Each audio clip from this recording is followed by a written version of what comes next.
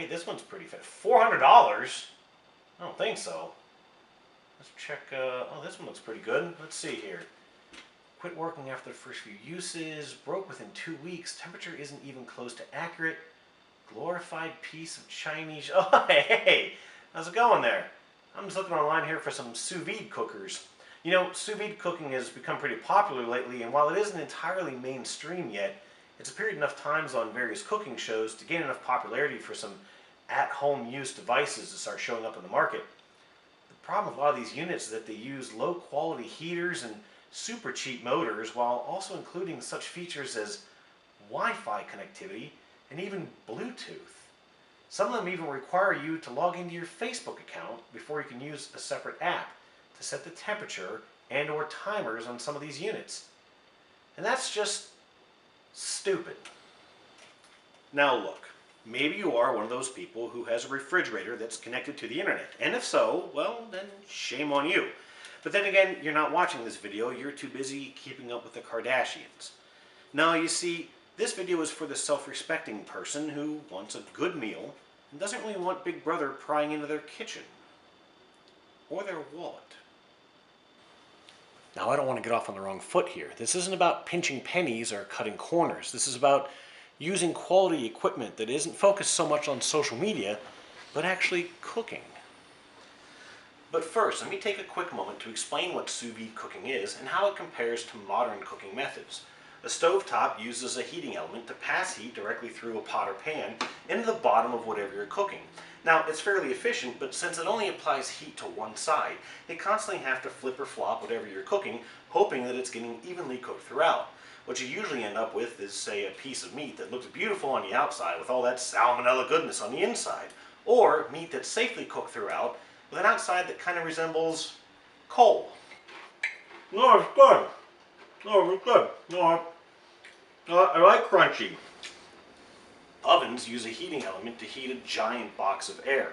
The good news is it heats your food from every direction. The bad news is that air isn't a very effective way to absorb or transfer energy, so it's pretty inefficient. Also, the thermostats on these things can often allow for temperature swings of 20 to even 50 degrees. That means an oven's about as good at getting the food to the temperature that you want as your significant other is at replicating your perfect cup of coffee. Oh, no, really, it's wonderful. Thank you. The concept behind sous vide cooking is actually pretty simple.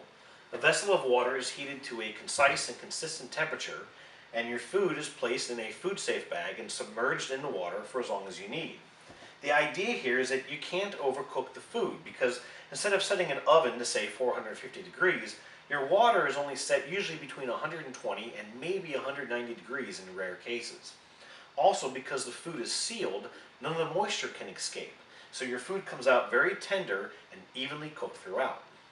When sous vide cooking first appeared, it was considered state-of-the-art science. Over on Chef Simon's side, oh, look at him embrace the technology. He's now sucking the air out of those bags, and it looks like he's got some very, very thin pieces of swordfish with kind of a marinade. So he's going to cook those to whatever temperature he darn well wants because he's got an immersion circulator over there. You see, the challenge with sous vide cooking isn't heating water. No, that's fairly simple. The challenge is temperature control. You see, most of your retail kitchen equipment that you can buy these days will heat just about anything any day of the week, but it can't do it at a precise and consistent temperature. It's just not what they're built to do. So you need some specialized equipment. Now we're talking. This is the Inkbird 2-stage temperature controller. 2-stage means that it provides dual outlets for cooling and heating. It lets you set a target temperature as well as a temperature differential down to just 1 degree. As an avid home brewer, we use these when controlling fermentation temperatures with a new batch of beer. They're available online for about $35 from a fairly well-known outlet. So now we know how we're going to control our temperature. What might we have sitting around that can heat the water?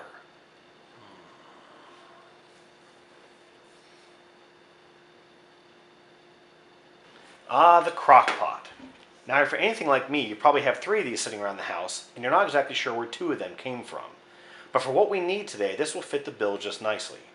First of all, you need one with analog control, something that will ensure that it's on as long as it has power.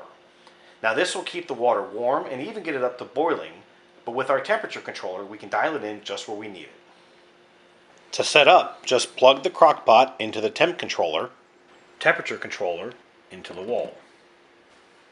Now I'm swinging for the fence today, filet mignon, which means I'm going to set my temperature to about 132 degrees for medium rare. I've also set my temperature differentials to 1 degree. Now, you can also calibrate this unit, and I've already done so. Look online for instructions on how to calibrate thermometers to a 32 degrees using just water and ice. It's fairly easy to do. Here's a quick pro tip for you. Preheat your water on the stove to your target temperature, or even a little higher. It's not really necessary, but they don't call these things slow cookers for nothing. Pat your steak dry and season it however you'd like. I'm simply going with some kosher salt and a little bit of ground pepper. Now there are a couple different ways to seal the meat.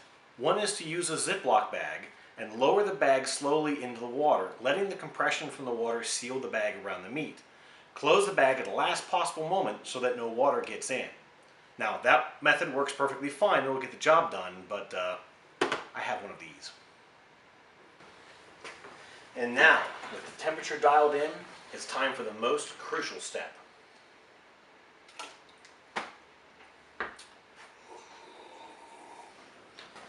Now we're going to set our timer for a minimum of 2 hours. The first hour is to get the meat at the right temperature all the way throughout. The second hour is for pasteurization. Now if you'd like to have some friends join your steak for dinner, like, oh I don't know, some lobster tail, just stagger your start times as necessary. And if you're not sure what temperature to cook your foods at or for how long, just do some digging online. There's a plethora of websites available to help you get going. So now, with the meat cooking away, it's time for the real work to begin.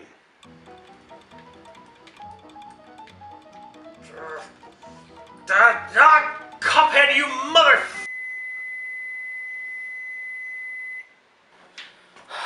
Okay, here we go. Open this up. Gonna drain out some of the juice here. Gonna save that for the sauce. And here we go. A 100% medium rare filet mignon steak. Now it's important to note here that while this steak is 100% cooked and safe to eat, it's not really very visually appealing at this point, and it's also missing one crucial flavor element. Let's add that now. Ah, cast iron, how do I love thee? Well, first let me make sure you're good and hot. Yep, I'd say that'll do it. Then we're going to take our steak and just make sure we dry the outer layer. Just pat it good and dry. That helps us get a nice crispy layer here in this next step. Last up, we add just a dollop of oil to the pan. Just a smidge. That helps us transfer the heat into the steak. And once we give that oil just a second to get hot, in we go. 2 minutes per side.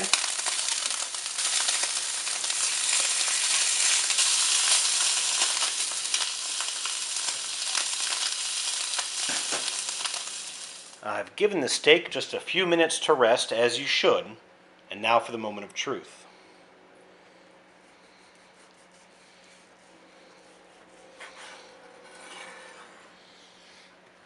Perfectly medium rare all throughout. Oh, and for that sauce, well, first I added just a little bit of oil.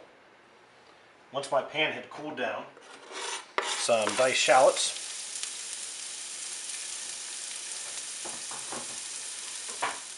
And then, once those got just a few minutes to brown up, I added those delicious drippings from the meat, a little extra water,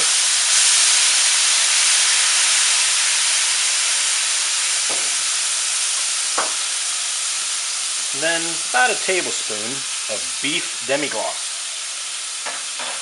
This is just my favorite. And just a touch of some white wine. And then you just mix this up until the demi-glace is completely dissolved. So there you have it, sous vide filet mignon. You know, I was inspired to create this video after I first made this meal just a couple days ago, Thanksgiving Day 2017. I put a few pictures out on social media, and frankly, the responses from family and friends were pretty surprising.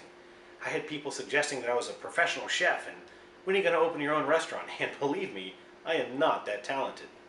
But it got me thinking that maybe there are enough people out there who have some questions about this new method of cooking, and I thought maybe I could help them find a cost-effective and efficient way of doing it at home. So thanks for tuning in to the pilot episode. I hope you liked what you saw. If you have any questions or any ideas of anything else you might like to see here, throw a comment down below, and I'll see what I can fire up for you right here at Ignition Kitchen. Take care.